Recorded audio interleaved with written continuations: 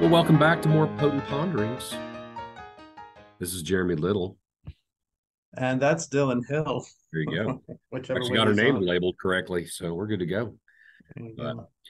well, for those of you who are joining us for the second time, we're actually going to continue some of the discussion we started last time on angels, Nephilim, and giants, specifically regarding some of the texts that we didn't look at really closely or specifically. So we're going to have a look at those and kind of bounce off of that and just run with the discussion today. So we're going to pick up, we're going to go back to Genesis 6, and we're just going to kind of pick this apart and really nerd out and try to remember to let you guys in on some background information that you'll probably want to know. I'm going to apologize ahead of time for my voice. I've been fighting a cold all week, but hopefully we'll be good to go. Nobody cares. Yeah. I was You telling sound great. beforehand that I've got my Dune. Oh, you get a little closer, a little closer. Oh, I'm sorry. Yeah, we got to get that a little closer. This episode is brought to you by the spice, and the spice must flow. And the unofficial spot. This was an Etsy cup, so good for the Etsy people. Got that, and I've got my Topo Chico, so I'm good to go. So, but I did want to say, that you sit there and you say, "Oh, I've got a cold and my voice, blah blah blah." Here's the fun thing. If you ever start video editing, which you do some video editing. Yeah. Man, I have a hard time. I'm watching a show or whatever, and I'm watching the edits. For one thing, it's the edits. For another thing, it's the episodes where they've got a cold. Yeah, absolutely. You ever catch that? Oh yeah. You're like, they're doing a good job hiding it. Yeah. In fact, I had to do a studio session one time when I was at Berkeley College of Music, and I was doing the vocals for every little thing she does as magic, and I had a cold. And oh man, it was, Sting sings really high, and I could sing really high, but I had a cold. And that's really hard to hide when you have a cold. But I learned something, Dillon, as you also are a vocalist.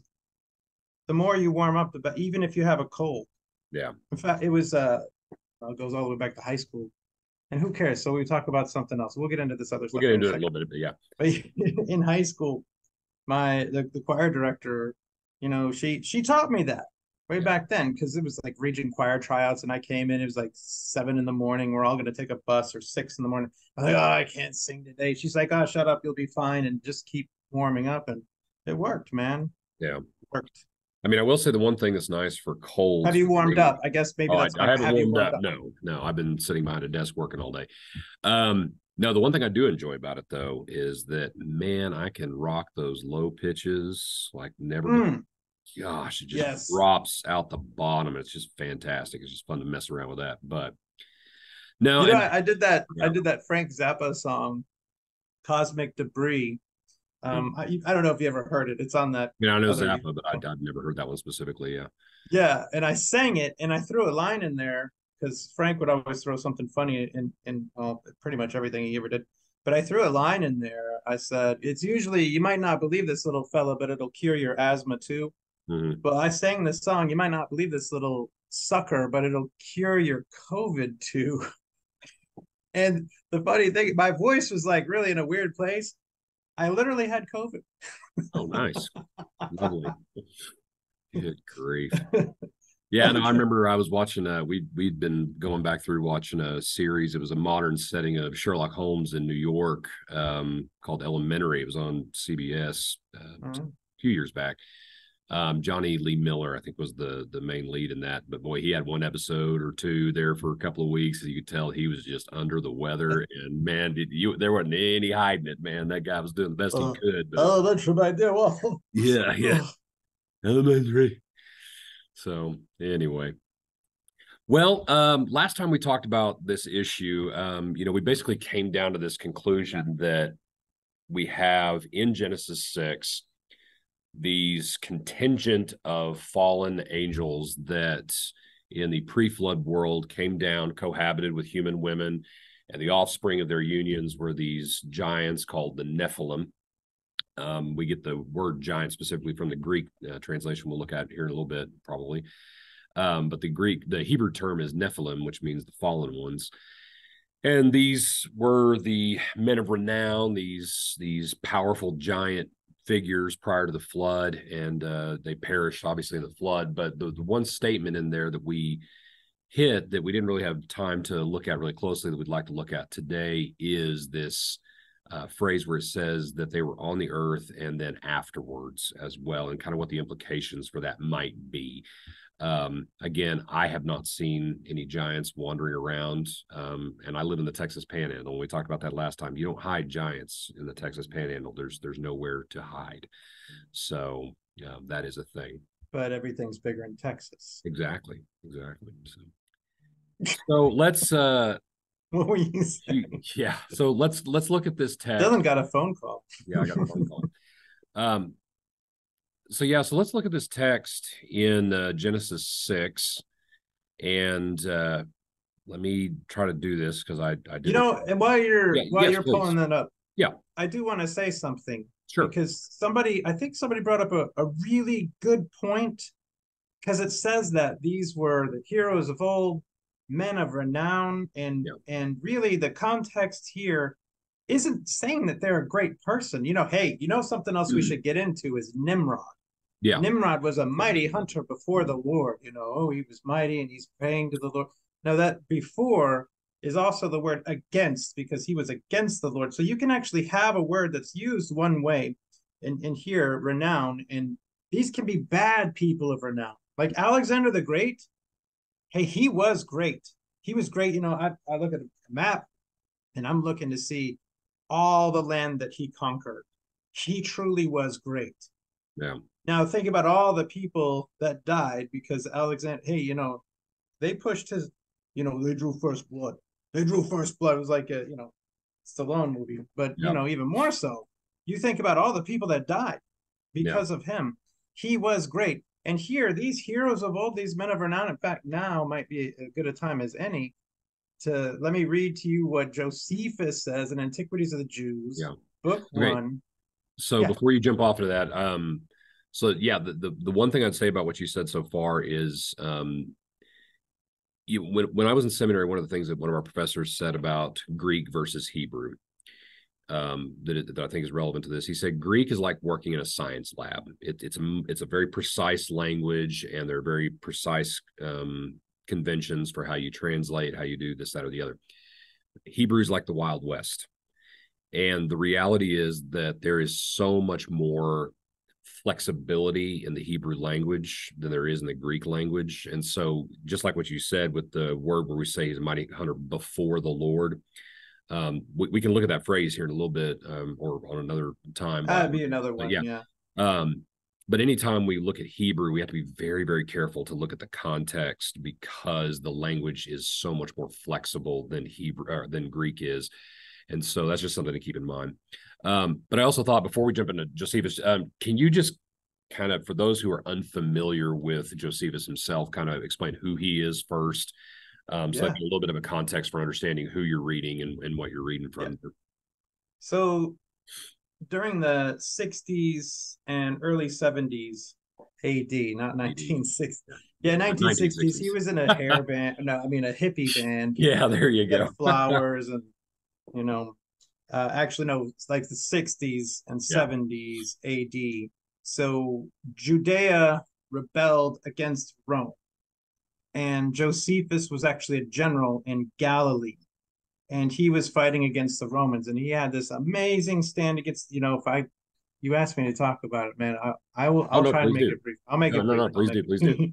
I think people need to have this familiarity with who he is and what his background is, so they'll understand the text I'm actually reading from as a historian.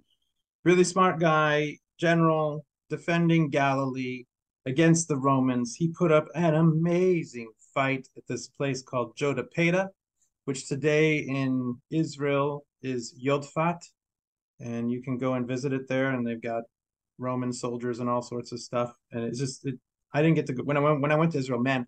I asked Wayne, I said, hey, what are the chances we could just, it's like a 20-minute drive. Let's just go look at Yodfat. He said, the itinerary, couldn't do it. So one of these days though, but he withstands this amazing siege of the Romans. Oh, you should read it. It's in Wars of the Jews. It's so good. Anyway, he repels Vespasian, who is going to be the emperor eventually. At this time, Vespasian's just a Roman general trying to put down this rebellion. He's in charge of the forces that are putting down the rebellion. Anyway, Josephus withstands it for like 64, 65 days, something like that. And then he goes into hiding. Well, Vespasian eventually captures him. Actually, it's an awesome story. Josephus winds up giving himself up after, well, I don't want to spoil it. You got to go read it. Yeah. It's so good. Anyway, he goes over and Vespasian keeps him, and he winds up traveling with Vespasian. And eventually, Vespasian goes to, he becomes emperor after there's a skirmish, a little civil war. And then Titus, Vespasian's son, is now taking over the forces in Judea. And Josephus is going along with him. And he's using Josephus as kind of an emissary. Josephus realizes now, hey, God is not on our side, the Jews' side, because we are, or they've sinned. And so, but he's trying to get people, especially in Jerusalem. And that's a mess. Oh my goodness, go read that. Ugh. Anyway, but he's sitting there pleading with the Jews to give up, to the Romans and let's stop the rebellion. Of course, the people that are leading the rebellion are also a bunch. It's organized crime. It's a couple of different organized crime groups of Simon, of Gishala, and this other guy, John of something. Do you remember John? There's always a John of something. Yohanan, his real name isn't John, and Simon is Shimon or whatever, Shema, whatever. Right. So Josephus becomes the adopted son of Vespasian and brother to Titus, an eyewitness to the fall of Jerusalem. And so, as the adopted son of the Roman emperor, he tells him what after the war, he goes and he stays in Rome, and he says, "Hey, whatever you want to do, Joe, go do it, baby." And Joe wanted to write history, and so the whole of the Roman Empire's library system and all the records of Judea were at his disposal, and he wrote the official Roman version of what happened with the fall of Judea. I mean, this was the Roman version. And problem is, people say, well, you can't trust Josephus. He's been proven wrong so many times. Well, why don't you show me where? In fact, I'll tell you, in his intro to Antiquities of the Jews, he said, I made some historical mistakes in my wars against the Jews, or wars of the Jews, and I'm going to correct some of those here. So any errors that he found, he corrected. Yeah. And he's looking at primary sources, and he's not just looking at Jewish sources. I mean, how many non-Jewish sources does he name? My goodness, he's looking at everything. So, but he does this masterwork, Antiquities of the Jews, and it's really the history of the world from a Hebrew Israelite perspective. Yeah. And he's looking at religious texts of the Jews, but he's also looking at the historical texts. I mean, Dillon, and anybody watching, you got it. No, you go read First and Second Kings, First and Second Chronicles. It has a certain cadence to it where it's talking about this king did what was evil in the eyes of the Lord, and he did this and that, and these things happen. And they always end it the same way. And as to the other events in his life, behold, is it not written in the annals of the kings of Israel? And so, in the annals of the kings of Israel is not a reference to, well, it's written in the book of First Kings. No, these are the boring annals, like a massive book or scroll rather, where it says, day 52 of my reign, had indigestion, took the wrong type of medicine, it made it worse, and now I've got diarrhea. And okay, you don't want to read that, but that was the point, that when Jeremiah was writing, and Ezra and Nehemiah are writing First and Second Chronicles, their point is, you want to read the rest of the stuff? Go read it. Well, Josephus had access to it. Yeah. Which is great. And many things that he preserved for the whole world. Yeah. Many ancient. And I think one of the things that's most significant to me, and we see this in other texts written just prior to his time as well, is that you're very likely getting preservation in his texts and in other texts that are kind of contemporary of stories that were either passed down orally and just continue to be very carefully orally handed down, or data that we don't have available to us directly anymore that had been passed down, of stories that go beyond the biblical narrative of history that is then preserved in his text. Because one of the things I like to point out to people with the scriptures is that the scriptures are not exhaustive of all truth and all history relative to God's people or mankind at all.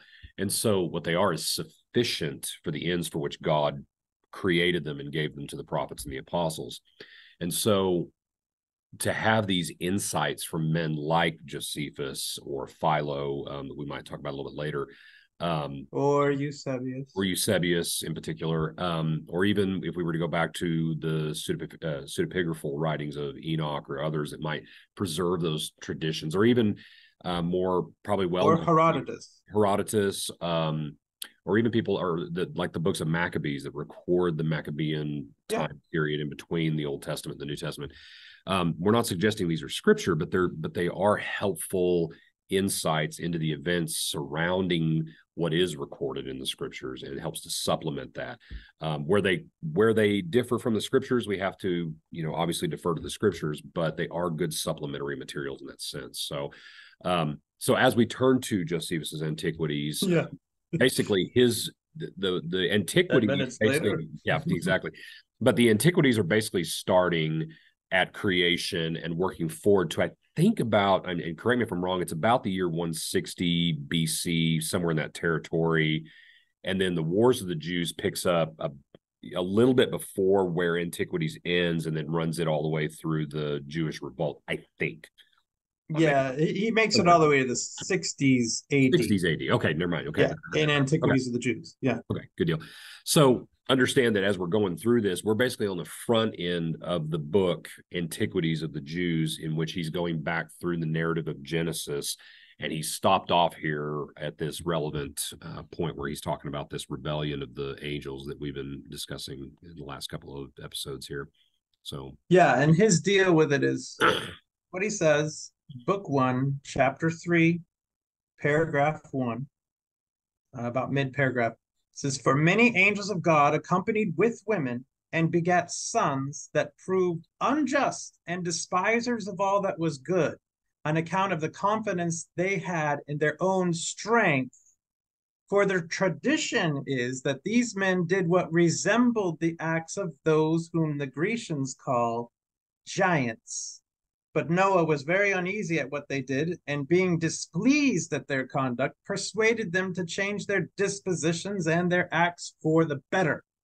But seeing they did not yield to him, but were slaves to their wicked pleasures, he was afraid they would kill him, together with his wife and children and those they had married. So he departed out of the land. So Josephus is clear. These men of renown, they were very wicked. Even though they're called men of renown, they're called men of renown because the point that Josephus is making, looking at things other, because he didn't get this from Genesis. Mm-hmm. I mean, some of it from Genesis, sure, but from absolutely. Other things. As it says here, what's handed down to the Jews is that these are the people that were doing the acts that those who the Greeks are called giants were doing. Mm-hmm. And so that we were talking last time about myth and how it's based in some reality. That's these men are men of renown to the world, and then their myths change and are redeveloped for whatever context.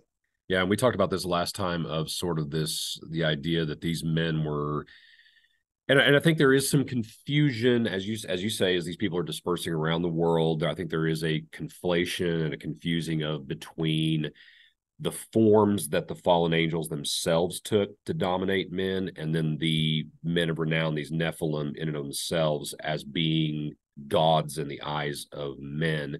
And you see a little bit of a conflation and confusion of that post-flood as we move down through history. But the idea is that as we look back through time and we look at these mythological figures like, say, Gilgamesh or Hercules or other people like this, who have this sort of demigod status, it's very likely that these are born out of this. Or when we even talk about gods like Zeus or Enlil from Mesopotamia, that these are likely either fallen angels that have taken the form of men to pose themselves as deities before men, or these are the Nephilim themselves who are positioning themselves as gods in the eyes of men at that time to do evil. Gilgamesh and Enkidu at Uruk. Yeah, we'll try not to mention that episode every single time we get on here. But I may have to get the shirt. I put a picture of the shirt in the last episode of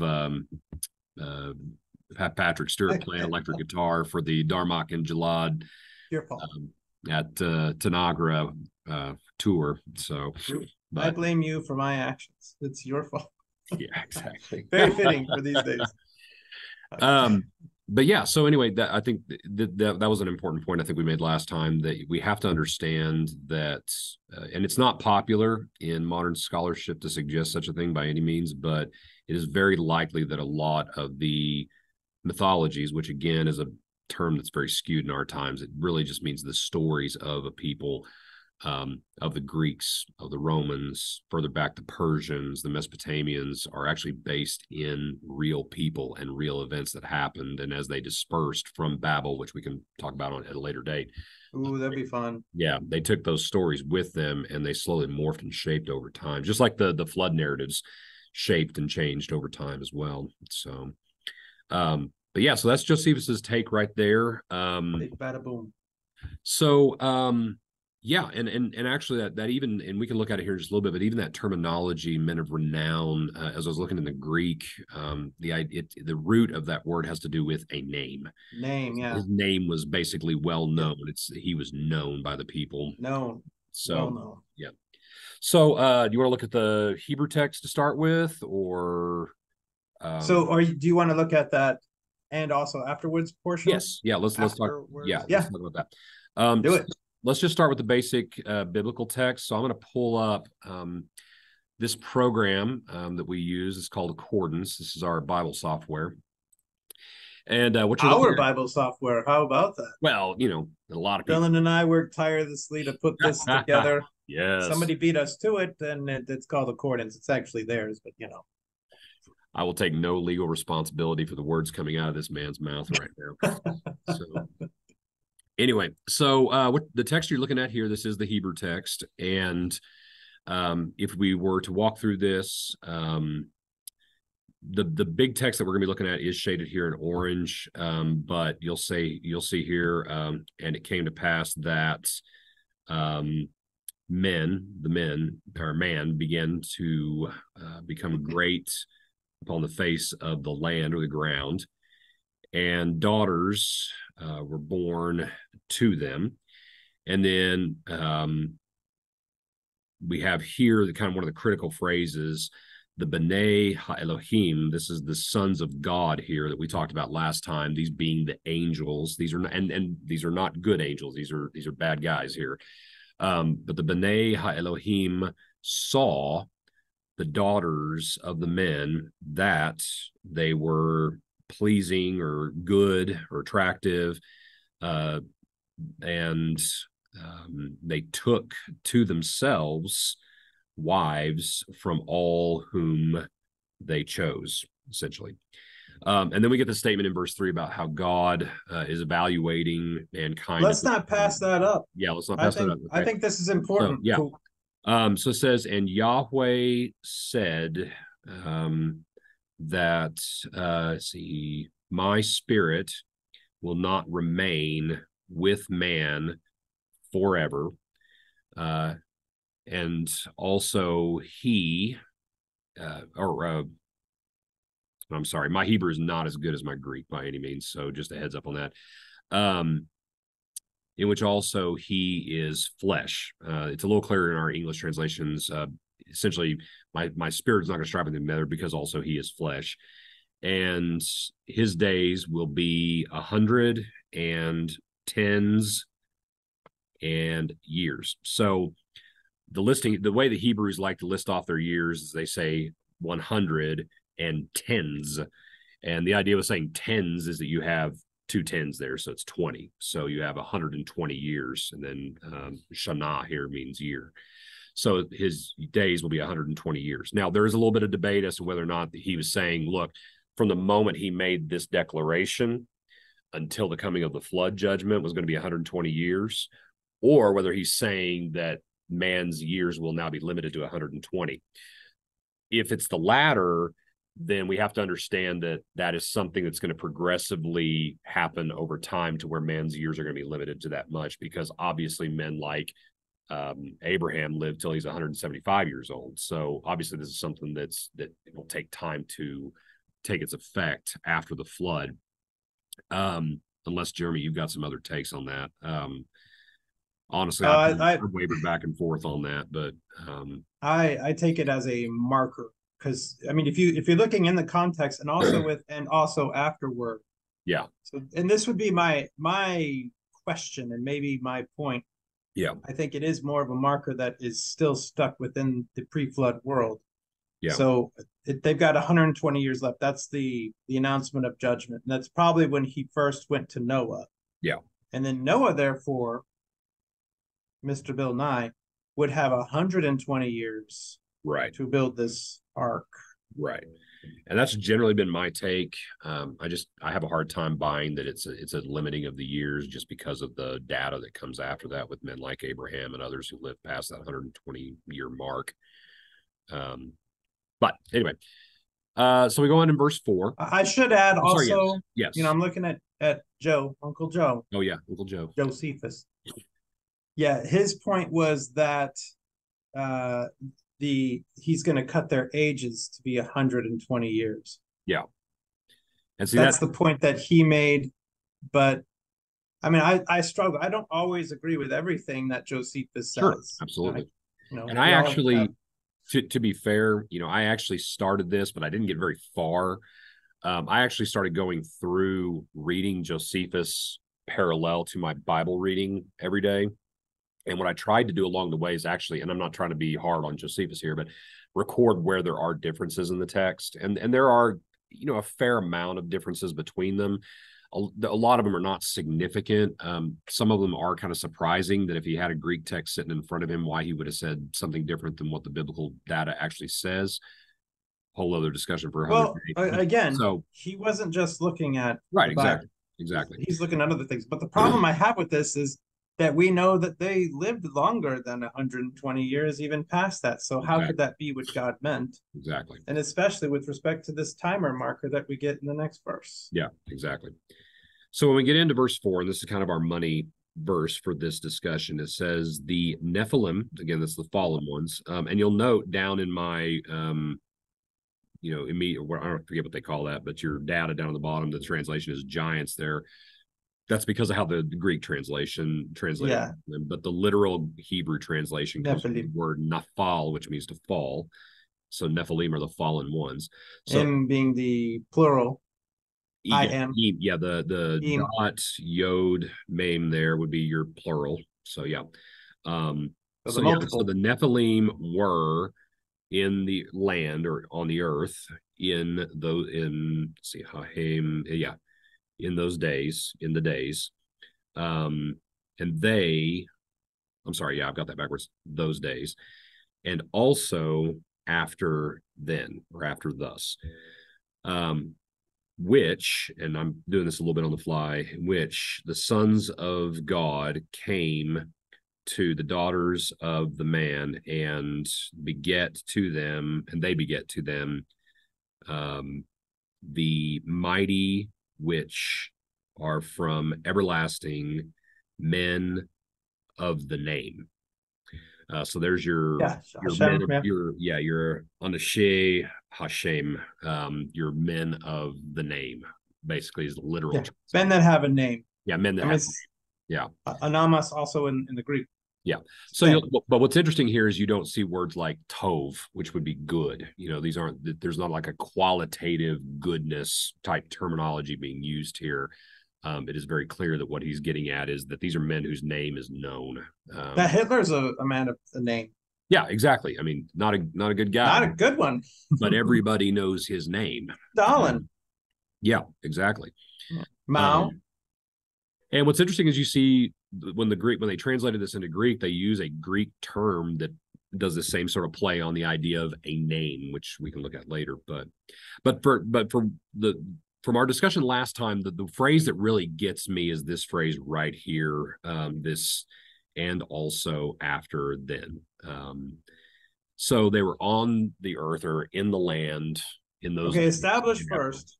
Yes. When are those days referring to? We just got a Yeah. time marker, Sure. right? Yeah. And we also in verse 1 we got that they took wives, whomever they chose, right? Right.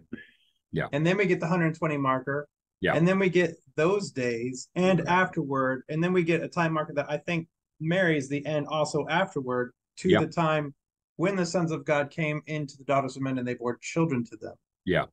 Well, and I think you even So by pointing that out, I think you make a very, very interesting point that at least needs to be considered, that if the understanding of the 120 years is the time period between God's declaration of judgment to Noah to the point of the flood, then it is possible that when it says in those days that it's that 120 year. yeah, 100. Okay, so Yeah, there we go. that's a So good that could question be too. married to Yeah. the 120-year Yeah, period. exactly. Because if he's come to the point that he said you got 120 years left Mhm. and that's it, well, they're there as well. He didn't just Yeah. kill them right then. He Right. gave. It's kind of like if you go back to Genesis 15, and God is talking about what's going to happen in the land of Canaan after their time in Egypt. When they come back, then the sin of the Amorite will be full. And the Amorite, of course, is being used apart for the whole, the most prominent of the Canaanites.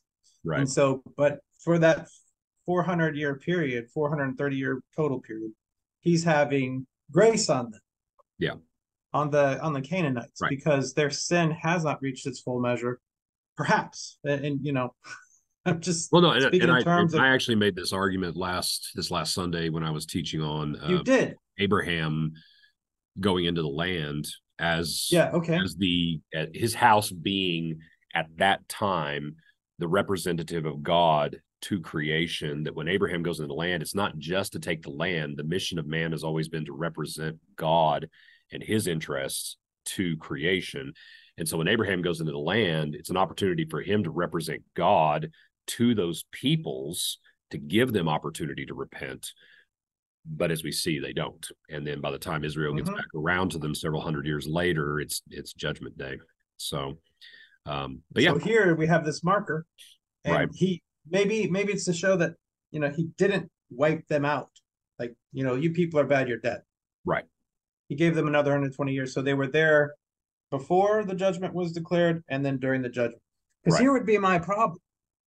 If they're still around, and of course you have the 10 spies that were to the land, and they were unfaithful to God, and they said, "Oh, we were giants. They're giants, and we were grasshoppers to them." And the Nephilim are there, and saying that sort of thing. It's hyperbole. They're lying, because the Nephilim had to have died in the flood. Yeah. Well, and I've got some text to share with you today that I want to look at in that regard, but well, bring it on, text. Yeah, but to your point, and I was actually going to throw this out there just for consideration, that when it does say in those days and afterwards, whether or not that is a valid take on that, is that in those days would actually be prior to the declaration of the 120 years, and then the afterwards is during that 120-year period leading up to the flood, if that makes sense. At least to throw that out there as a consideration. Yeah, I think that, that makes, contextually speaking, that makes a lot more sense than to say, well, clear, because others will say, when God says here that man shall not live more than 120 years, that's a statement about Moses, because Moses died at 120. Well, you have a fact in search of some sort of correspondence that doesn't even relate to the context. You're not forcing that. What does Moses have to do with back? Or here's another thing. What does Israel? Honestly, Israel's not even around yet. You can't say this is Israel. Right. It doesn't have anything to do with the pre-flood world, other than to say that's their forefathers, just as everyone on earth can say that's our forefathers. Right. Yeah. So I would say your solution A to me makes sense contextually, in the sense of saying that this phrase I've got highlighted here in blue and orange would be the days prior to the declaration of the 120 years leading up to the judgment, and that the phrase and also afterwards would then be during that 120-year period of judgment as well. Okay, do you have any grammatical markers that point to that? Grammatically, like I can't I mean, that to me is more of a contextual interpretation issue. It's not Okay. necessarily a grammatical or syntactical sort of markers. But I do think it's a good option. To me, that if you're trying to, and for good or for bad, I don't know that this is the right thing to do or not. But if you are going to make the argument that the Nephilim ceased to exist with the flood because they were eliminated at that time, then what you're going to have to argue is that phrase "and after then" has to be some kind of time period before the flood and not after the flood.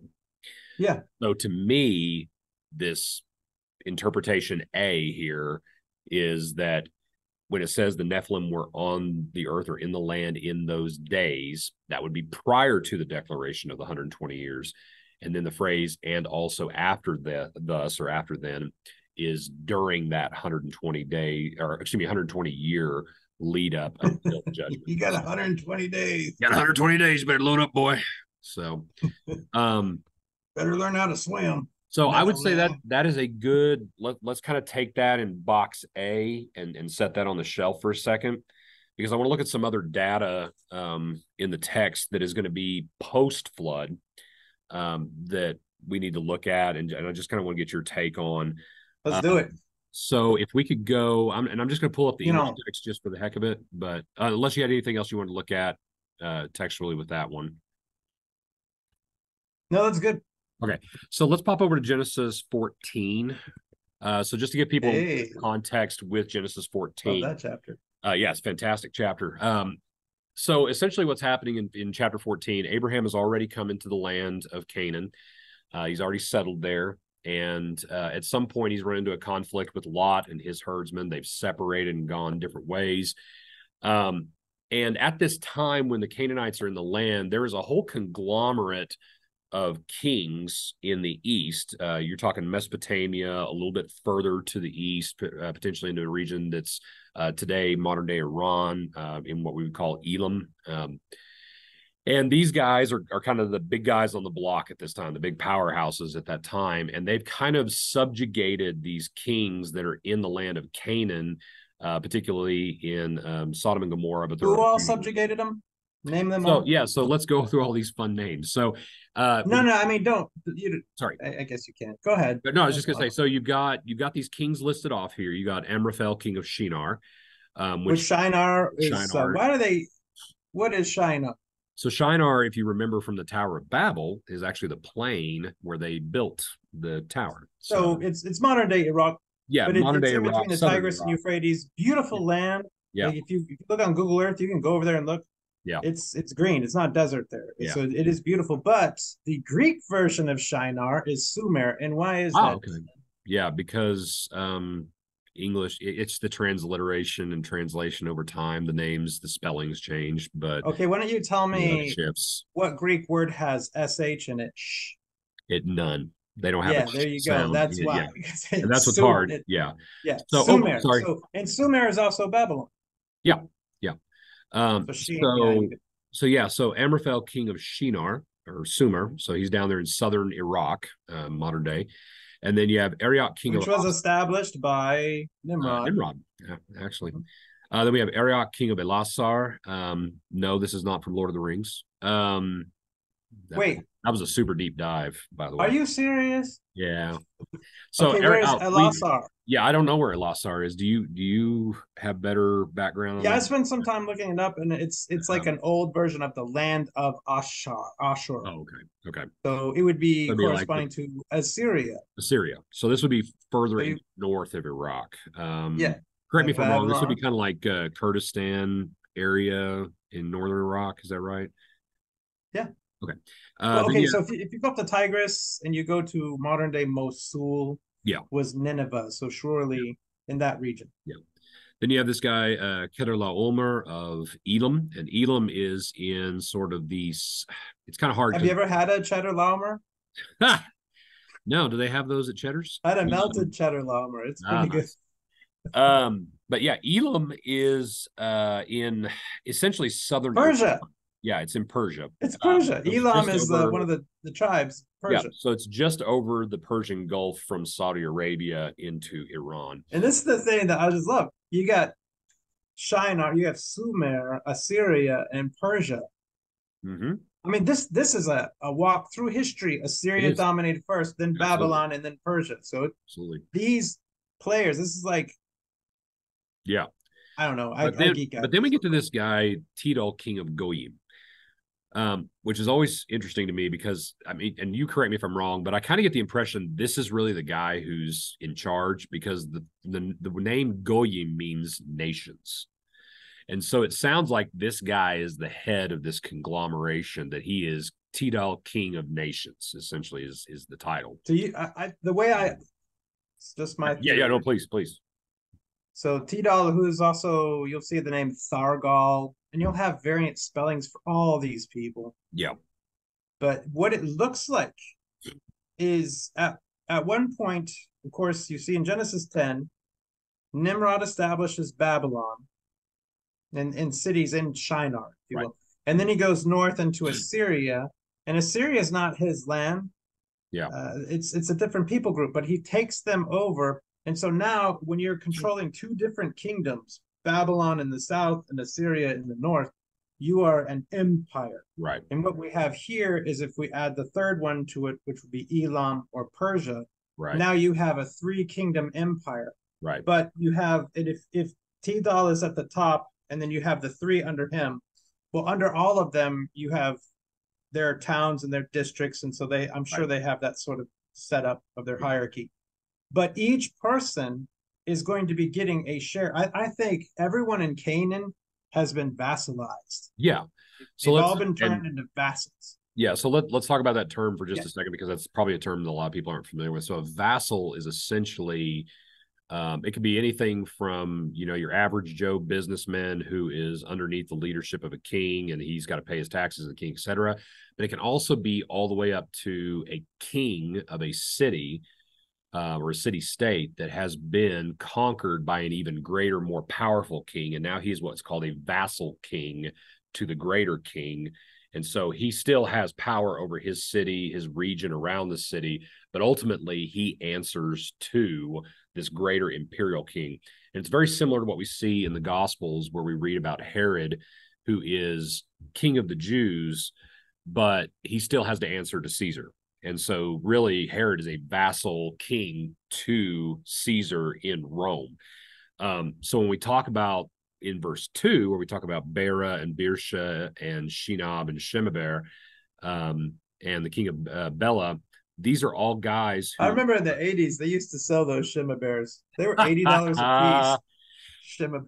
My sister got one. She got a Cabbage Patch Kid and a Shimmer bear. Nice. I'm sorry. Yeah, probably a little before my time, old man. Anyway, but these guys are, you know, they're small time. You know, these are the neighborhood guys that the gangster comes in, takes over, and tells them, look, here's how it's going to work. You're going to pay me tribute, and you're going to do all these things. And you know, it'd be a shame if something happened to that little city of yours. And so basically, these guys in Canaan, Bera and Birsha and Shinab and Shemeber, they're all basically paying. You're just going to laugh about it every time. But they're, and now I'm not going to be able to not laugh. But they're all basically paying tribute, and they are subjugated. Don't cry. It'll be okay. Yeah. Give Shimmer Bear a hug. Yeah. But essentially these guys are subjugated under Tidal, who is ruling not only under these groups in his own region in Mesopotamia, but also over these guys in this region of Canaan. And so when Abraham comes into the land, he's kind of landed in the middle of this mess of vassalship between these two groups. Well, about that same time, the ones in Canaan, these five kings in Canaan, all decide to rebel against Tidal and his conglomerate in the east, and to kick off. Hold on a second. The rulership. What does it say in the text? It says for 12 years they had served Kedorlaomer. Yeah, exactly. But in the 13th year, they rebelled. Right. And it would be those cities there. Yeah. So these guys were paying tribute to Kedorlaomer. Right. Okay. To which, correct me if I'm wrong, Kedorlaomer is still then subjected to Tidal potentially. That's still just a theory, but it specifically mentions them because this is where Abraham intersects with it. Right. Where I had to look at the context is to see, well, wait a minute, they don't just come in here. All of these kings come here, and they Right. don't come to just deal with the cities of the Jordan Valley. Right. Yeah. Yeah. They deal with the Rephaim, Emim, Zuzim, Yeah. the Horites, the Amalekites, the Amorites, and then they deal with Kedorlaomer. So Right. every single one of these kings over in the Middle East was getting screwed over. It wasn't Well, just Kedorlaomer that got cheated out of his tribute. right. But Everybody else. the bad thing for these other guys is, a lot of these peoples that are sitting around Canaan, it's like, man, you guys started up a hornet's nest, and now they're sweeping through here and kicking all of us. Now, here's an interesting thing. Yeah. Here you have the empire versus something that's not even a confederation. Right. Yeah. The first one they hit were the Rephaim, and Yeah. the Rephaim are north or in Galilee, in northeast Galilee Northeast, area. Mm-hmm. And so this is their first entry point, and they defeat the Rephaim, the Emim and Zuzim below them, and they defeat everybody one at a time. And it's like everybody that's they're defeating, the next group saying, "Hey, better them than us." Yeah. They didn't come together all as one to go against them. But the empire, if it is an empire, or it's either an empire or a confederation, they all came together to a land that was not united, and they all got their butts kicked. Yeah. So it's actually those guys I want to look at in this text that raise my interest. Okay. So we look in verse 5, and we see in the 14th year of Kedorlaomer, and the kings who were with him came and defeated the Rephaim, the Zumim, and the Amim. Now, here's the thing. The Rephaim are kind of our first kind of stopping point in this discussion of potential post. All that to say, Rephaim. What? All that to say, Rephaim. All that to say, look, I'm really just trying to get to the Rephaim. I'm just trying to give you context for understanding. These are the guys that these guys came and Let's start from the beginning. In the beginning, God created the heavens and the earth. As one of my professors like to say, back in Genesis. But we stop with these Rephaim, and they're kind of our first pit stop in this discussion. So we get a mention of them, but we don't get any mention here of who they are, what they are, etc. We do find out later in Deuteronomy chapter 2 that the Rephaim and the Emim are actually the same groups of people. They're just two different names that are given by regional dialects for the same group of people. And it's possible that a group called the Zamzumim are actually the Zuzim, which would again be the exact same group. It's just they're given different names by different dialects in the region. But what ends up happening is and I know I'm going to be jumping around here just a sec. So we were talking about the spies who came back from the spying out of the land. And in Numbers 13:33, they say this. Now, I want to assume for a moment, just for the argument of just for the sake of argument here, that these guys are coming back and they're reporting accurately. That their fears are based in exactly what they're saying. That what they're saying is actually true, and that what Joshua and Caleb are saying is because despite what they see, they feel confident nonetheless. So we could just assume that for the sake of argument for a second, okay? Because there is obviously some credibility issue with these guys and coming back and freaking out. So in verse 33, it says, "And there we saw the Nephilim, the sons of Anak, who come from the Nephilim, and we seemed to ourselves like grasshoppers, and so we seemed to them." So what's the plural version of Anak? Anakim.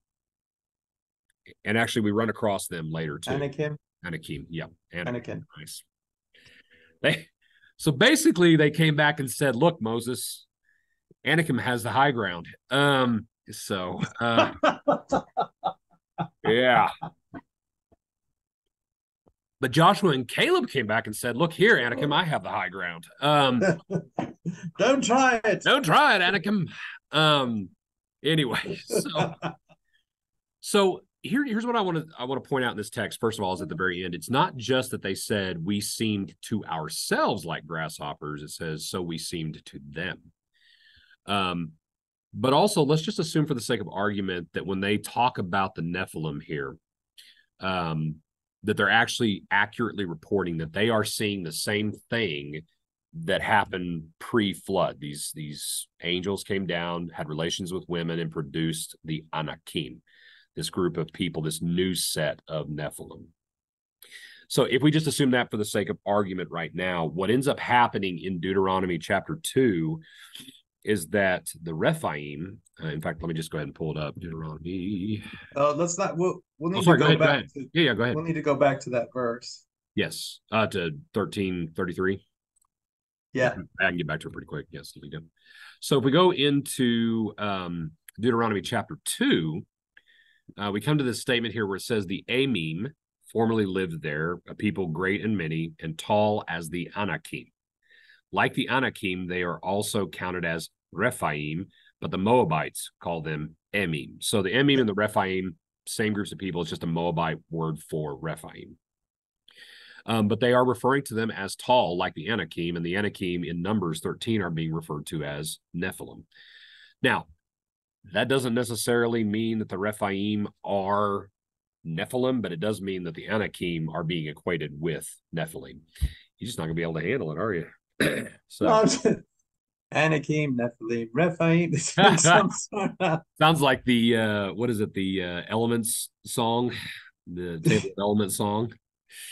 Yeah. But yeah, so you're getting these comments with these groups where you have the Emim, the Rephaim, the Zamzumim, the Zumim, the Anakim, all being essentially equated with at the very least, giants. But then if they are also the same as the Anakim, at the very least, the Anakim are being equated as Nephilim, the fallen ones, just like the ones prior to the flood. So this description continues. We see it in Joshua 12:4, where Og of Bashan is called a remnant of the Rephaim. And we know that Og was a huge dude. It describes his bed as being monstrous. 10 feet. Yeah, 10 feet. I mean, it's a lot bigger than my king size for sure. It's bigger than a California king. Yeah, it's bigger than a California king for sure. But these are all these references we get to the Rephaim. Now, most of the other references to the Rephaim in Scripture end up being references to the valley of the Rephaim, which from the Greek translations, from what I can tell, that's actually a reference to the valley of Hinnom, which is to the southwest of the city of Jerusalem. But it's just a name for that particular valley. And then the only other mention we get in the Old Testament of the Rephaim or any descendant is a guy named Sippai in 1 Chronicles 20, verse 4. And he is described as a descendant of the Rephaim. But what's interesting is our English translation, or at least mine, has him listed as a descendant of the giants. Why do I keep doing that? There we go. Sorry about that. But he is listed as a descendant of the giants. But if you look in the Hebrew text, it says a descendant of the Rephaim, not the Nephilim, but the descendant of the Rephaim. And that's the Rephaim. Specifically the Rephaim. It does not say Nephilim. Okay. Yeah. Now, I'm sure the Greek text says Gigant. Actually, it does say that. It says he's a descendant of the giants in the Greek text. So go back to Numbers, or no, finish your point. I want to make sure go back to Numbers 13. So all I'm questioning is, first of all, at the very least, do the Anakim need to be more seriously considered as post-flood Nephilim? Yeah, let's talk about if those guys are relating actual facts. And if that's the case, that's step one. But then if I go a step further, is it legitimate to then say that the Rephaim, also known as the Emim, the Zuzim, and the Zamzumim, etc., are likewise giants, and not so much because of the earlier text, but because of this text in 1 Chronicles 20, verse 4, where it says specifically he was a descendant of the Rephaim, and clearly the translators in the Greek text took that as being giants. Now, that's not an automatic, because we're not talking about inspired text in the Greek translation, but it is interesting to me that the Greek translators translated Rephaim as giants here, equating the Rephaim with giants. Potentially in reference back to the comment that's made in Deuteronomy chapter 2, equating the Rephaim with the Anakim. And I'm sorry, that's a lot of Hebrew names there to be thrown around for those of you who aren't as familiar. But that's my question is, can we legitimately say that the Anakim are indeed Nephilim? And if you take that step, then is it legitimate to say that the Rephaim are also Nephilim? and therefore giants as well, and all of this post-flood. So that's really my question. I don't know that I have a point to make there, but as much as a question, is that legitimate or not? So We'll go back to Numbers 13. let's go back to Numbers 13:33. Okay. I am dinosaur hunting, my friend. Nice. I'm hunting for dinosaurs. It says giants. Actually, I'm hunting for that certain dinosaur, the redactor. Ah, thank you for that. I was trying to remember what we did with that. Years ago when we were teaching in 2Gab, we had this fantastic graphic of this guy in the tweed jacket and his little pipe, but his head had been replaced with a velociraptor head, and we called him the redactor. The redactor. Yeah. So, but yeah. What does the Septuagint say? Yeah. So let me pull that up. You want to go to the Septuagint, Numbers 13? Yeah, Numbers 13. I think you'll find it's verse 34 because, the verses aren't inspired. Or do they have, okay, they said they have it as 33. Is it all in there? Let me make sure. Yeah, there's your gigantos there. Okay, where does it say that which are from the... Yeah, see, here's your translation issues here. Okay, so 33 says this, and there we saw the giants, and we were before them as locusts or grasshoppers, Acridus. But locusts, but also so we were before them. So in other words, we were in front of ourselves as locusts, but also we were before them as locusts as well. Okay, but what does it say? Okay, go back to the Hebrew. Okay, go back to the the English. Oh, I'm sorry. Okay, so here's there we saw the giants, right? If it were the Greek, right, and we seemed to ourselves like grasshoppers, and so we seemed to them. It doesn't have the sons of Anak who come from the Nephilim. Yeah, so you don't see the phrase "sons of the Anak" who come from the Nephilim, or would probably say the sons of Anak that come from the Gigantes.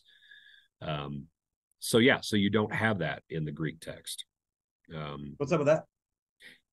You got me. So this is a discussion we kind of talked about last time that we didn't get too far into, and I think it's worth having it more fully later on. But remembering that when the guys who were doing the Greek translation of the Hebrew scriptures were doing their work, they were working with Hebrew manuscripts that we don't have access to anymore. We have copies and descendants of those specific manuscripts, those physical manuscripts they used, but we don't have those manuscripts.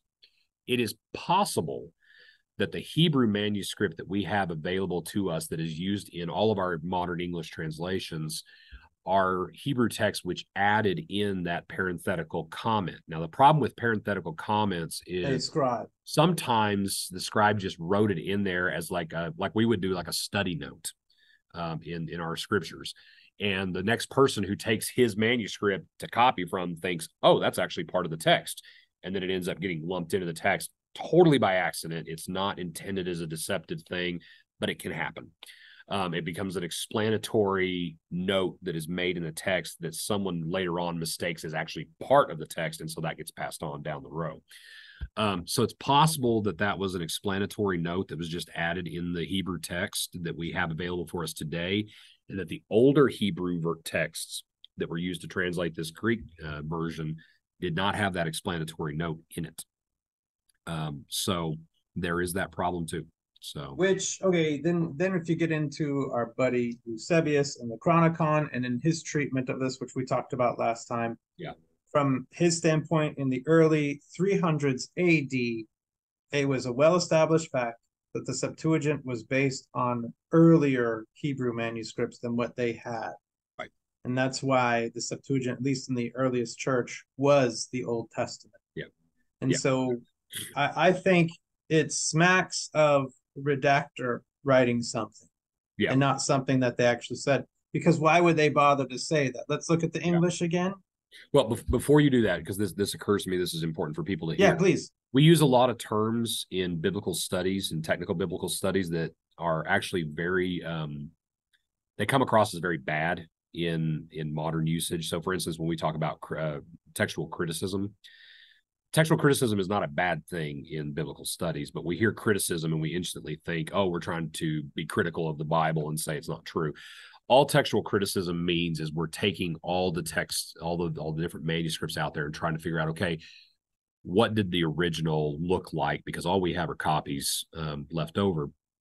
And so we're trying to figure out, based upon the evidence we have through a very, very well-defined technique called textual criticism, to get where we're going. So this is what we've been doing here with this text here as we've been speaking to you. But the other word you use there that I think is important is when we talk about a redactor. Redactors are not immediately bad things. We hear redaction in our modern usage and we start thinking about government documents that have been put out for the people to see, but they've been marked out where you can't see certain things, and a redactor went in and redacted this and took it out. In biblical studies, that's not what we're talking about. We're talking about someone who, in the process of handing down the text, has put notes in, or there's been alterations that have happened. And a lot of times it's completely innocent. It was not intended to be nefarious or trying to play with the text at all. It was just when it went from one guy to the next guy to the third guy, something ended up in the text that wasn't. So like, again, with this text, when we're talking a redactor, we're likely talking about the third guy in the line. So we had the first guy who wrote down the Hebrew text that probably reflected this Greek text that we're looking at right now. Then we had a second guy who took that Hebrew text and he's like, man, I'm going to make a note here about how this was the sons of the Anak and these are the Nephilim. And that's who we're talking about here. And then the third guy is the guy who takes that second text and says, oh, I guess that's supposed to be in there. I mean, I guess the first guy left it out and the second guy was saying, no, it needs to go back in there, because that's another consideration we need to have. Maybe the first guy dropped it and shouldn't have, and the second guy came along and said, oh, no, you missed that. And he put a note there so that the next guy on the line put it back in where it was supposed to be. So that's another consideration we have to put in there. But that said, I just throwing it out there so people understand that when we talk about redaction in biblical studies, it doesn't have that same sort of negative connotation that it has in our culture when we're talking about government redacted official documents and things like that. It doesn't work the same way. So, but anyway, that said, your point was going to be what? Well, they're sitting there saying, oh, the land through which we have gone and spying it out is a land that devours its inhabitants, and all the people whom we saw in it are men of great size. There also we saw the Nephilim. The sons of Anak are part of the Nephilim. And we became like, I mean, is that really what they said? Just so you know. Yeah. That smacks of a redactor, because that's why in Greek it doesn't say the same thing. The only question I have to that effect is this. We know that in Genesis chapter 6 that the Greek term that is used to translate Nephilim is gigantes, and that is the term that is used here in the Greek text. So every time it says gigantes in the Greek, it has to be. That's my question. Yeah, that's my question is. Or does the context dictate? Yeah, I don't know. Because here'd be the thing. We need evidence, and we don't have it. I think of 2 Peter 3 off the top of my head. 8 in all were saved from the flood. Yeah. Now we must say, no, 8 plus all the Nephilim. Well, but see, this is the thing I'm not arguing, because I agree with where you're going there. Only those 8 people come through. That is clear from Scripture all over the place, that only those 8 people came out of the flood. So I'm not saying that any Nephilim prior to the flood survived the flood. This, to me, if you're going to suggest that Nephilim are present in the world post-flood, what you have to admit is that you have a second round of fallen angels who are coming in and doing the same thing that happened over again. Now, the problem that you pointed out last time is zero biblical data on that specific point. The only data you would have to that point is the evidence of the event that we would see recorded here, if this is what this is recording. Now, if we get back up, and I don't, I've read all of Josephus. I don't remember ever reading that in Josephus where there was a second round. Yeah, and honestly, I don't even know that if you go to the text that a lot of people like to run to, the book of Enoch, that details this rebellion in far more detail. Again, it's an extra biblical text. I don't even know that he, and I'm still reading through it right now, but I don't even know that he talks about a second. It pertains to that period. Yeah, it just pertains to that particular period. The question I have is this.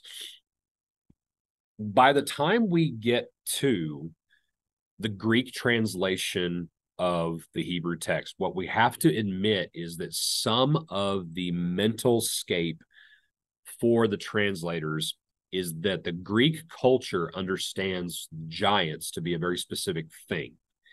And so the Hebrews are not selecting this word giants rather than they could have, because honestly, they could have come up with a word from the Greek to say fallen ones, just like the Hebrew says fallen ones, but instead they chose giants to describe Nephilim in Genesis chapter 6. Now here's the thing that normally it would stop me in my tracks and say, okay, hold on. There were, I mean, and I know you may have different opinions on this, and I'm honestly not sure where I land on this, but even if you take the more extreme view that you have kind of one group of people who were doing the translation for Genesis through Deuteronomy, and different groups of scholars that were doing translations of, say, Joshua through Esther in the historical books, because you do see a different translation philosophy start to develop as the texts go along. At the very least, you likely have the same people working on Genesis as you do on Numbers. And so the fact that they choose to use the word giant here, just like they chose to use it back in Genesis 6, and again, I know we're doing this for a little bit of the sake of argument. I can't help but think that they're doing that consciously to say, look, the Hebrew text says Nephilim here. We're connecting this word giant to Nephilim. That's how we make that connection when we translate Nephilim into Greek, so that the Greek reading audience understands what we're talking about. That said, I know right now we're just assuming the credibility of these spies coming back just for the sake of argument. So I think still kind of in the wings here, we have this sort of credibility problem that you're addressing too. But that's the only thing that, again, the textually, that's the question I have, is that the guys that are working on Numbers are that probably the same guys that were working on Genesis and translating it. And so the fact that they're using the exact same term likely means, at least from their perspective, conceptually, they're thinking the same thing. But again, just like you said, we have this question of, are these guys coming back in total freak out mode, hyperbole, wigging out, trying to find an excuse to not go into the land? My only question for that is this, that, and it's not that this can't be true, even if I make this argument, but it is interesting to me that they do talk about the land devouring the people, et cetera, et cetera. But it's interesting to me they don't talk about like the military power, the fortresses, the weaponry, the things like that. They talk about the stature of the people. And I don't know, I just find that an interesting little side note that there's still something in their brains going on, that these guys are big. And I know you mentioned last time that, they are from a different stock. We're talking descendants of Shem versus descendants of Ham and Canaan. And by all means, these guys might just be from a particularly large stock of folk. And I would perhaps even make that argument of Goliath himself. But again, then I even go back to, say, characters like Og of Bashan, who has a 10-foot long bed, who's a big dude. And of course, the 10-foot long bed might also be speaking to His Majesty. I would either say that, or potentially a very megalomaniac king who just wants a really big bed, which is not beyond comprehension. So these are kind of the issues I wrestle with in the sense of the biblical data. I know we've talked about this Hebrew and Greek text issue. I think we could easily throw out there Goliath's measurements, that in the Hebrew text we get a measurement of, what do we say, 9. Depends on which Hebrew text you're looking at. Oh, so there's even differences between the Hebrew texts? Yes, okay. The Masoretic. Okay.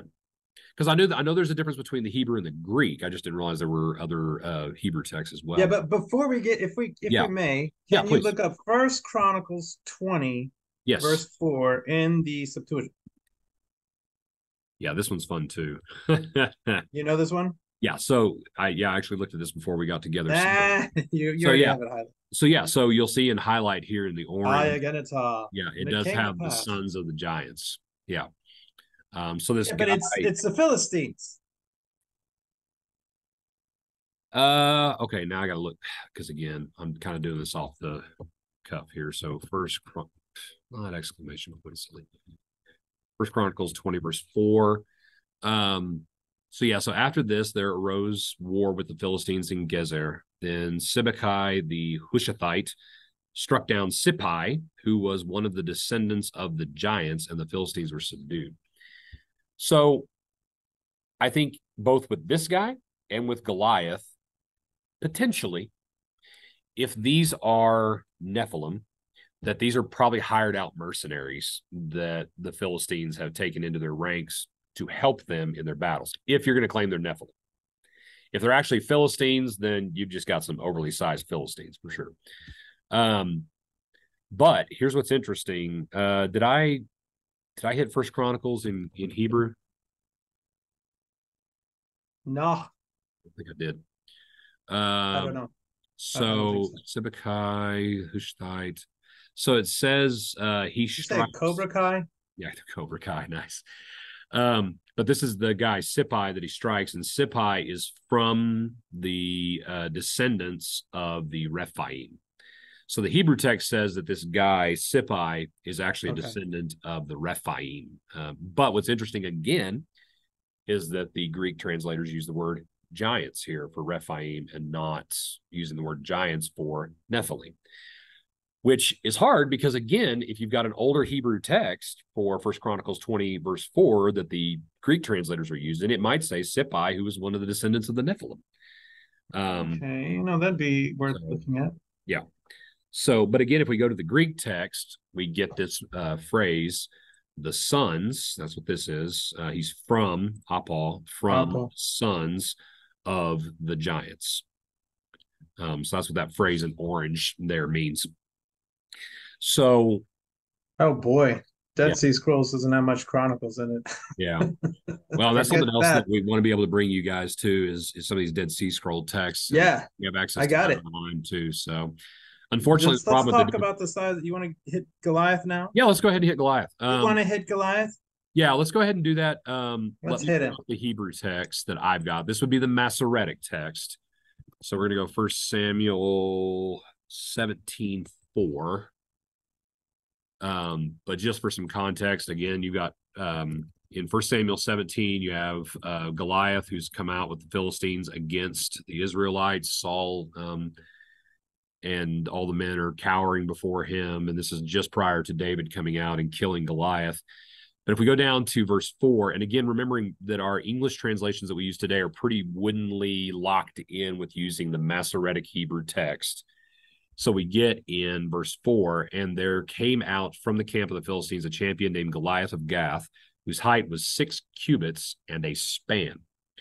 So a cubit is essentially from your elbow to the tips of your fingers. So a good rule of thumb is about 1.5 feet ish. A rule of thumb? Well, we'll see the rule of thumb or you a rule just of elbow said to finger. From the elbow to the tip of the fingers, and it's a rule of thumb. So basically what you do is you go from here to here, and then you write down 1.5 feet. So if you're going to do the math, and I can't do math in my head notoriously so, but essentially this comes out to 9'6" is what his height comes out to. Is that correct? Let me pull up a spreadsheet. So I believe 18 inches really, right? I'm sorry, what? 18 inches. Yes, 18 inches would be a cubit.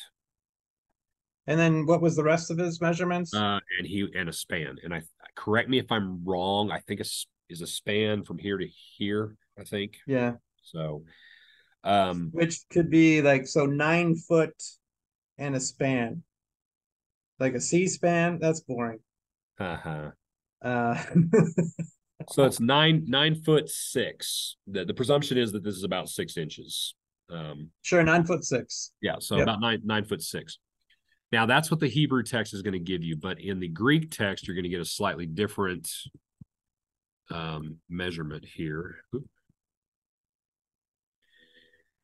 Let's see. It says that he was 4 cubits and a span.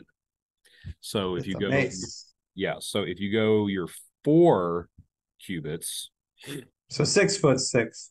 Yeah. Oh, sorry. Let me add to that, brother, because in Qumran, the Dead Sea Scrolls in Hebrew, let me read this. A champion out of the camp of the Philistines named Goliath of Gath, whose height was 4 cubits and a span, went out. And that was 4Q51. It's the about dated to around 50 BC in Hebrew. Qumran Cave 4, Yeah. 4Q51. So again, just kind of give you all a little heads up as far as what we're talking about, the Dead Sea Scrolls. These were scrolls that had been hidden away in various caves just outside the Dead Sea community of the Essenes during the Roman attacks on that region. They hid these scrolls in a bunch of urns and jars and things like that, and long forgotten. And a little shepherd boy in 1947 discovered these. But the great thing about what was his name? Yeah, who knows? I don't. Anakin. Anakin, yeah.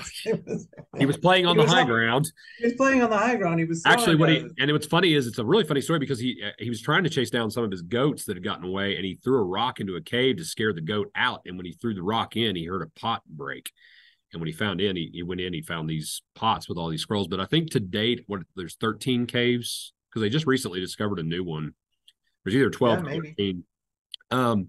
But the great thing about these scrolls is, dude, there are caves all over the place. There are, absolutely. But I mean, it's insane. These texts are fantastic because they jumped our textual availability back 1,000 years of tradition and textual data that was just incredible. And so it's really been light years worth of learning that's happened because of the discovery of these scrolls. But the great thing is we see a lot of consistency between the Dead Sea Scrolls and the Hebrew text that we've been using all along. Sure. But occasionally there are differences like this. Like Goliath's actual height. So, which was not 9'6". It was not 9'6". Much more likely he was. You have one person. You know what? You know who else weighs in on is Josephus. Yeah. Josephus also says he was 4 cubits. Nice. But the thing is, 6'6" might not seem very tall to an American. But if your average person is a foot shorter at 5'6" or even 5 foot. Well, let me say this, okay? So when you're thinking 6'9", I will tell you we have a deacon in our church here in Pampa who is 6'9". And I can assure you that me coming in at a strong whopping 5'8.5", I can assure you, if I walked out on the battlefield and saw that guy standing out there, I'd be wigging out because I guarantee you the guy could destroy me. So, and actually, it's really funny because we've used him to create a crime scene of the post-Goliath fight before on the ground. It's really effective because he is the right size. But yeah, so even when you look at someone like that relative to me, I'm going to sit there and say, yeah, the dude's a giant. I mean, he's huge. By the way, this is a span. Oh, there's a span. Okay. Yeah. So not this, but this. Okay, so yeah. it would be like another 8 inch. So he's like 6'8". So he's about Luke's height. Yeah. So Luke. Yeah, he loves that. So yeah, so this is an important distinction to make with Goliath is that he is very large by all means. Is he a Nephilim? I mean, I'm not going to sit here and say my deacon is a Nephilim just because he's 6'9", crying out loud. So obviously there are, in fact, what's really funny is even in Pampa, we have a Albanian immigrant here who is 7 foot tall. I mean, he's taller than Luke. And Albanians come from the Rephaim. And well, there you go. Yeah, the Anakin. The Albanine. But yeah, so obviously I'm not going to sit there and say these guys are Nephilim by any means, but you do have these big guys. You need giants in context, though. Yeah, exactly. And so it doesn't become this race of like 9 foot people. Yeah. Just because, I mean, well, hey, look, I think that the textual evidence for 9 foot is just the Masoretic. Yeah. Everything else says no, but that's the thing that everybody focuses on. And then they come up with all these stories. Well, he was suffering from gigantism, and it wasn't even that good of a fight because he could barely see. No. Yeah. And he needed help to come out. If he was that stricken, anybody could have gone and beat the guy. Don't get me wrong. A large people, 6'5" to 7'5", something like that, a race of people that are that large, because obviously you're talking, I mean, if you're looking at this deacon of ours, obviously it's genetic because His dad's one of our elders, and his dad's way over 6 foot too. But obviously you have a genetic factor that creates a larger individual like that. I mean, you see that with basketball players today. You got these guys that are huge. I mean, Shaq is enormous, and we love those memes of him making normal things seem small. So I totally get there being a race of people who are not Nephilim who are large people. And so to me, that throws a wrench in it just on the face of it. And so what's hard for me is when you look at the biblical data, the only biblical connection you have between the Nephilim and any race of giants post-flood is the comments being made in Numbers 13:33.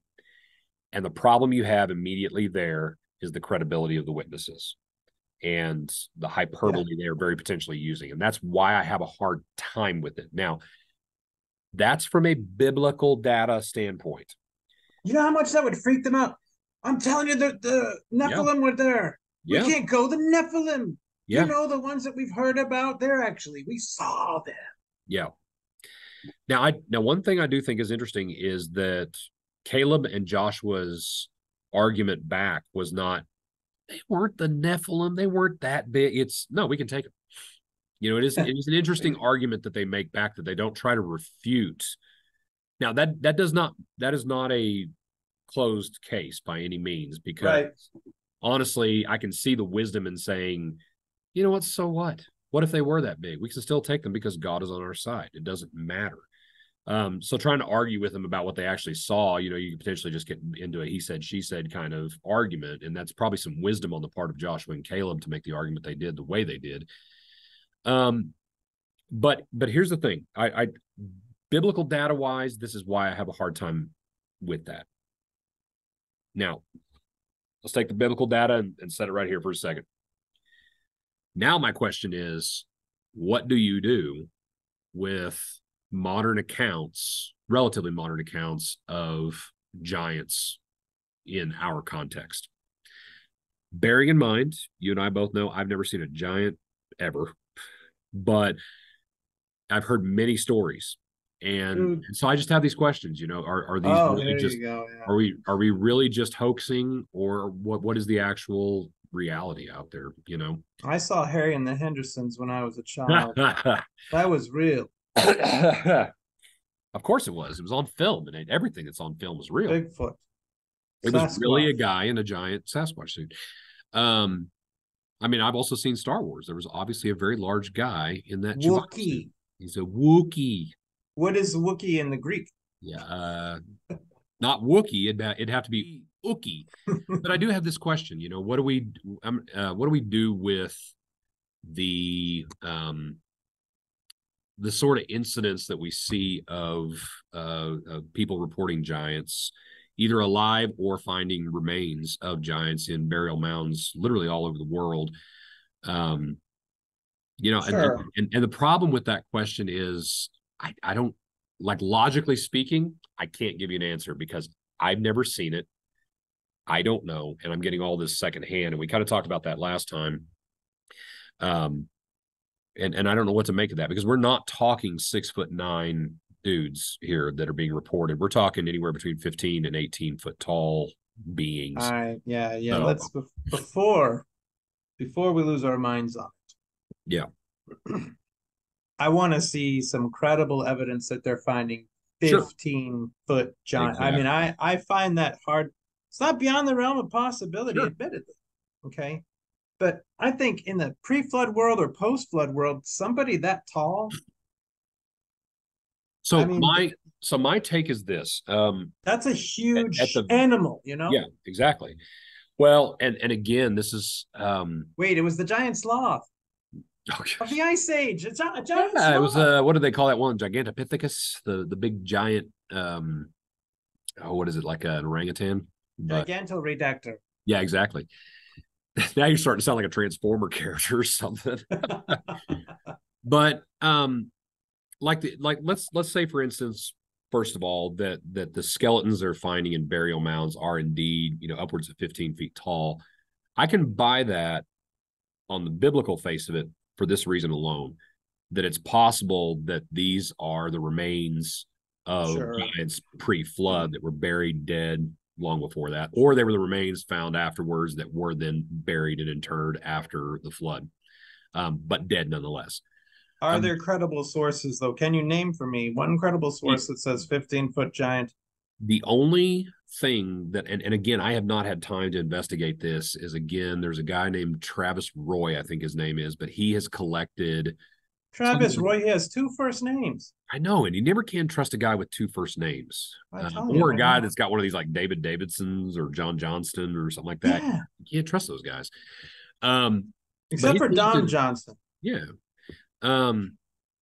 But he's collected something on the order of about 700 newspaper articles from between, say, 1850 to maybe 1930, different mounds that have been unearthed.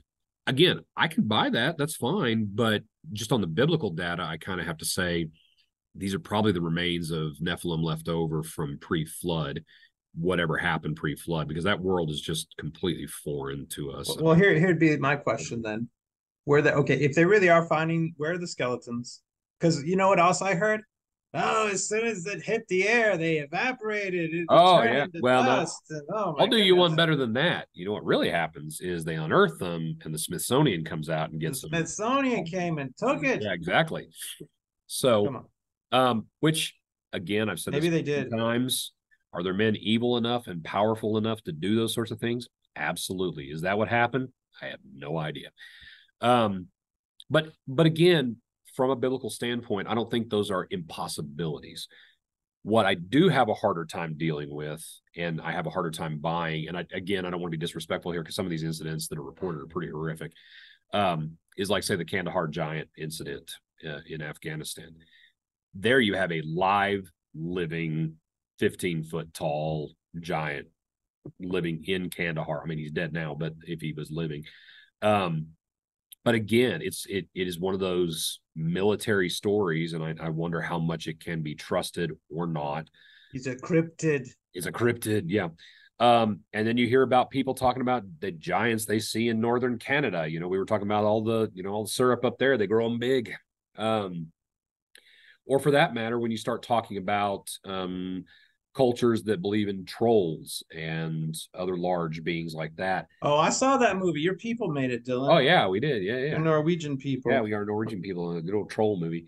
But, when we talk about myths being rooted in actual events, it does give me at least a little bit of a point to stop and say, okay, is there some credibility to these things? And again, biblically, the live ones alive today, I have a harder time with. And because again, I don't have any like solid data to work with. And I hate to be that sort of post-enlightenment reason kind of guy, but it's like, man, it's one thing for me to trust. Look, we're called to love the Lord our God with all of our minds, too. Which is true. It's one thing for my chemistry teacher to tell me, okay, if you throw that piece of cesium in the water, it's going to explode, and just trust that. It's another thing for me to, I love how he has no shadow. That's my favorite part of that picture. That is a fantastic picture. Well, also look at the wires they got. This was like one of the first Macy's Days Thanksgiving. There you go. Macy's Thanksgiving. Kandahar Macy's Parade. Kandahar. Excuse me. No, I love that picture because he has no shadow. Because of where the sun's coming from, he's not casting a shadow at all. Oh, they had an actual picture. I mean, this is legit. Yeah, that's the Kandahar giant picture. That's it. Yeah. That's a U.S. soldier. Yeah. Well, supposedly in the story that happened, the second team that went out, whenever he came out, he actually skewered one of the guys. And yeah, that's the picture. Yeah. I saw it on the internet. Yeah. That was actually taken with a Polaroid. Yeah. They had to like wave it around. Takes a little longer in the dry weather. No. They grabbed him and he took the Polaroid and this isn't even a good picture. I don't want to be disrespectful of those who might have actually died in that incident because again, that was like a whole. No, I don't believe it actually happened. See, now I'm a jerk. Yeah. Well, I don't know that it did or didn't. If it did happen, I don't want to be disrespectful to the. I caused legal issues for you. Do what? I've caused legal issues for you in Yeah. this Yeah. Nice. Thanks. I video, appreciate it. as well as shame Yeah, exactly. in your honor shame Um, film. but yeah, I mean, but again, that's what's hard for me is those stories. It's like it's one thing for you to see Bigfoot, fair enough. This is a step beyond that. I mean, this is a pretty big leap. It's a pretty ginormous, giant leap. Um, and I don't Maybe know Neil if I ever did buy Armstrong it, was a giant. You think about it, on the moon, but he was did there things. anybody taller than Neil Armstrong on the moon? I don't know how big was Buzz Aldrin. I don't know. But to be fair, Buzz Aldrin wasn't on the moon when he said that. So, I mean, he was technically above the moon in a craft. So he wasn't actually on the moon. So, One small step for me. Well, how tall are the moonlings? yeah, I don't know. Build moonlings? Yeah. Anakin. Yeah. The moonlings. So anyway, with that said, yeah, so again, I don't necessarily have a problem with remains being found, Yeah. but live ones I have a hard time buying. So not saying it's not a thing, but I have a little bit of a difficulty with that in terms of biblical data, just because the connections I think are a little stretched. What about people that are giants of their industry? There you go. More of an abstract giant, but Yeah, but nonetheless, so yeah, so that's kind of what I wanted to look at, just kind of run through the texts and kind of it's talk through good. the data that's actually out there. But and certainly I think even beyond this discussion, by all means, is and I think this is definitely a discussion for a different day, is how we understand um these Nephilim that did die. I think Michael Heiser is kind of the guy on this, if people want to read on it, where he argues that you have a distinction between angels, fallen angels, and demons, and that demons or unclean spirits are actually the disembodied souls of the Nephilim that died in the flood. Again, theologically, I don't know that I buy that or don't buy that without having looked at it too much. But That's what that's what Philo said. was that what Philo says? Okay. Yeah, Philo of Alexandria. Okay. Also, that's his take. Okay. Yeah. Um, again, I see where someone might argue that. I don't know, but Yeah, nonetheless, one of the things that I do think is worth discussing at some point is when these angels that did rebel at that time were judged for that, where they've gone to and where they are actually being held in preparation for judgment at the end of times. Because I think that's just an interesting thing to deal with, because we do see that actually spoken about in Second Peter. Or excuse me, yeah, I think it's Second Peter 2, and Jude as well. Talk about this with regard to those particular angels, these particularly bad angels that did that prior to the flood. So, but again, that's more of just that's not really much of an arguing point. That's just kind of a fact of scripture at that point. But anyway, any other thoughts on that? I feel pretty good about what we've got here. I mean, Yeah. to me, it makes sense. This on the earth in those days, and also afterward. Yeah, and I was actually about to ask that. With everything we've looked at Yeah, since we talked about that, do you I still I feel don't like, think they survived the flood. yeah, I think any reference to them afterwards, unless you can provide me with something in the Bible that I missed that said, actually, the Nephilim were able to climb on a raft. It was kind of like the end of yeah, Titanic, yeah, and Jack went down in the sea, but Rose survived, and then yeah. she went and I married some mean, human, and they had kids.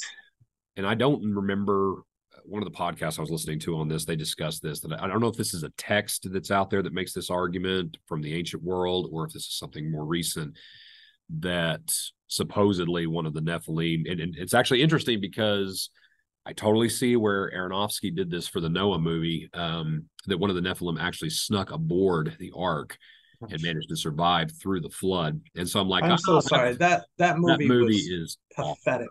It's absolutely awful. And It's I like, hate, well, we looked at the biblical text and we looked at Lord of the Rings and we chose Lord of the Rings. yeah, exactly. Well, the thing that really bothered me about that movie was when they marketed it, they marketed it as this is the most accurate fiction of the biblical narrative. And it's like, no, it absolutely is not. But it is interesting to go Well, back there and were some of the same characters, but there were some, you yeah, know, yeah, exactly. All the characters you know and love in a story you've never heard. But yeah. it was absolutely ridiculous. Now, I did appreciate the depiction of a world that was much more advanced than I think we often give it credit for. And I think that world was significantly more foreign to our thinking than we could possibly imagine. But we do have this scene where I think it's they actually use Tubal Cain, who's in the biblical text, but he's not associated with a flood in any way in the biblical text. He snuck on He board. sneaks on board and he survives, and they end up actually killing him in the process, knowing him getting an epic battle of might there upon the ark. But when I heard this from this other podcast, I kind of wondered if that's where Aronofsky actually got that idea, was that there are some narratives out there where you actually have a Nephilim that sneaks aboard the ark, and that's why you have quote unquote Nephilim afterwards. The problem I have is that if you're going, and I said this earlier, if you're going to claim that Nephilim were on the earth after the flood, you have to conclude that there has been another incursion of fallen angels doing the same thing again that they did pre-flood, in cohabiting with human women to produce those Nephilim. You cannot say that they survived. Yeah, because the Where are they today? time and time again. Yeah, well, and that's the thing, is that it sounds like, if you're looking at the actual biblical data, it does seem like these Nephilim die off at some point. Again, are they alive today or not? That's a whole other question. But again, I just you have so much biblical data saying only 8 people came through the flood, and over again, and you can't then say, well, yeah, except for the Nephilim. You can't do that. Hey, look, and you know, I get it. You know what I get? It's kind of fun to entertain that idea. Just to say, oh, Sure. they were still there. You know, there's some kind of fun. You know, look, not every conspiracy theory is a conspiracy theory. It's like fact. Well, it's the phrase that's become very popular these days, that you know what the difference between a conspiracy theory and the truth is? 6 months. 6 months. Yeah. So yeah, that's the problem. Yeah. So there's that. But I think, you know, some people they really want to believe it because there's some fun side of it. Yeah. And just like with the whole flat Earth thing, I think some people have a lot of fun with that type of thing, which because I don't believe in the flat Earth at all. I don't see in Scripture where there's a flat Earth. It's ridiculous. No, but I don't see in Scripture where there's Nephilim that are around afterward that are truly the same breed. Yeah. Now, if somebody wants to use that term, hey, we can use that term all the time. Yeah. But I think there's also reticence for people to accept that they died. Yeah. And because it's more fun to think, well, no, they're still around and there'll be video evidence, and then you'll see, you know, sort of thing. Well, and I think man just enjoys having a more complicated world than that. Yeah. Because when you start thinking about all the mythological beings that could be part of a biblical worldview, the world starts to look a lot more interesting, a lot more bizarre. And don't get me wrong, I've again, with a lot of these other podcasts that I've been listening to, I definitely have had to kind of take a step back and say, okay, if you know, some of this stuff I'm sure has a very natural explanation. I'm more in the camp of, if Bigfoot's real, it's probably very natural sort of animal out there that we just haven't really understood and studied well.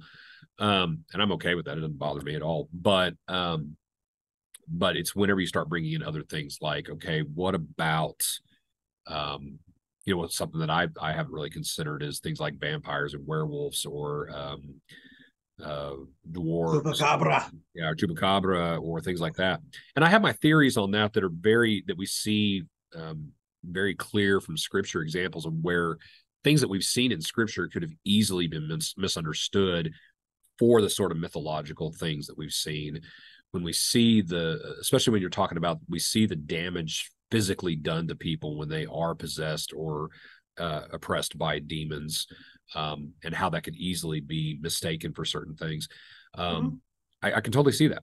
And so once you take, you know, like in the case of vampires, which is something that has fascinated me in these discussions, when you take away the widow's peaks and the huge collared capes and all that kind of stuff, the Bela Lugosi kind of version of Dracula. You know, once you take away that image and start I realizing, never drink wine.